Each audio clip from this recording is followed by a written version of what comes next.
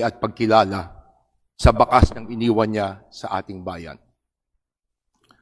During his years as presiding officer of the House, Tito Joe showed us what it means to wield the gavel with purpose.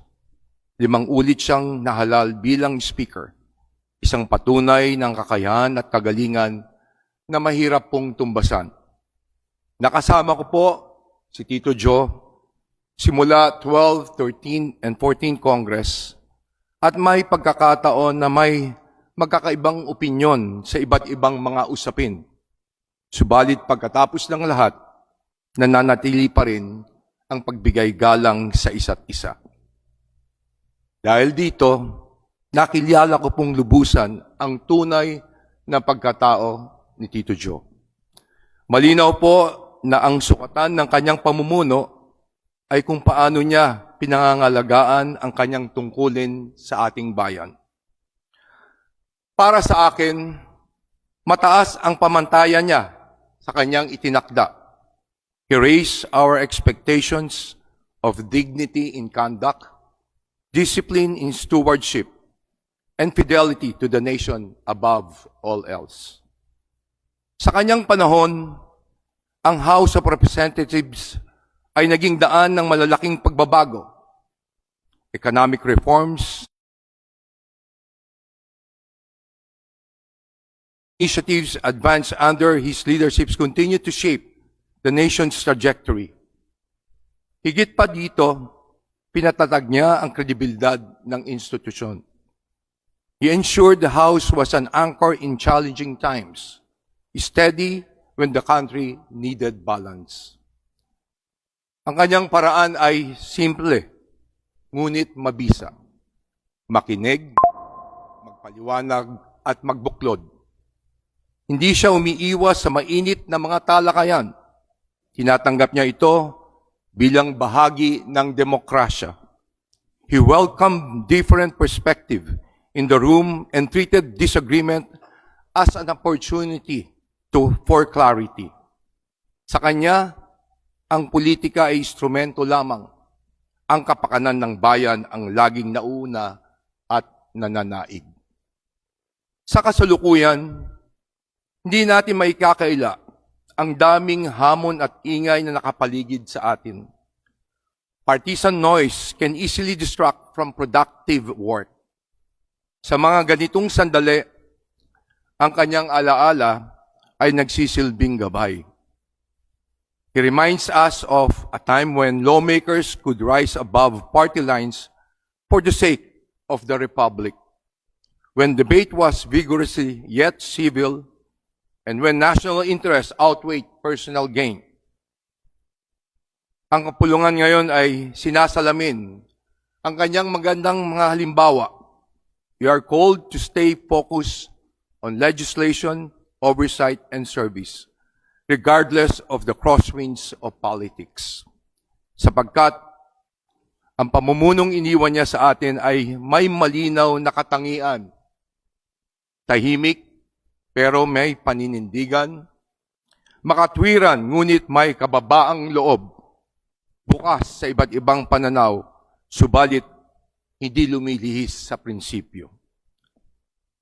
Hindi rin natin malilimutan ang kanyang tungkulin sa pagsusulong ng kapayapaan at diplomasya. He engaged across regions and ideologies, believing that dialogue could open doors when confrontation closed them. He advanced parliamentary diplomacy in Asia, convinced that cooperation expands possibilities for all. Ang kanyang tiwala sa kakayanan ng Pilipino na magkasundo at magtulungan sa patuloy na nagbibigay ng direksyon sa atin. As we reflect on his life, we must ask ourselves, what's the legacy he leaves behind? He leaves us a house strengthened by experience. He leaves us a standard of statesmanship anchored in civility. He leaves us as a reminder that faith and governance are not enemies, but partners in moral leadership. Today, this chamber carries a quiet awareness of absence. The seat he once occupied now holds memory. Yet, the standards he established remain woven into the character of this house. His imprint is evident in the seriousness with which we approach our duties and in the trust we strive to uphold. Let us remember that democracy must be guarded, that institutions must be protected, that unity must be pursued, and that public service is an act of love. Sa kanyang pamilya, kay Congresswoman Tita Gina, sa kanyang mga anak at mga apo, we extend not only our condolences, but our heartfelt gratitude. Alam po namin na bilang lingkod bayan, minsan hindi po natin maiwasang masakripisyo ang mahalagang oras na nakatuon para sa pamilya dahil sa pananagutan natin sa ating bayan. Sa kabila nito, kayo po ang naging lakas ni Tito Joe sa bawat yugto ng kanyang paglilingkod. His love for his wife and for his children was apparent to all. In the midst of national responsibilities, he remained rooted in the sacredness of family. To the De Venecia family, thank you for sharing the life of Tito Joe with our kababayan. Thank you for the sacrifices unseen by the public eye. Thank you for standing beside him as he carried the burdens of leadership.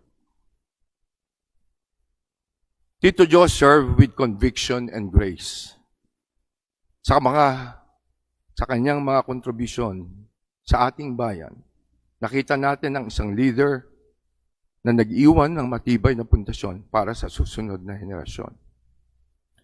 And today, as we commend him to the mercy of our Lord, we do so with hope, not despair. May perpetual light shine upon him. May he rest in the loving embrace of the God he faithfully served. And may we, who continue the work of nation building, find courage in his example to lead not for applause, not for power, but for the welfare of the Filipino people. Your service to the Republic lives on. Your faith continues to inspire, and your legacy will guide generations yet to come. May you rest in peace with our loving God. Maraming salamat po, Tito Joe.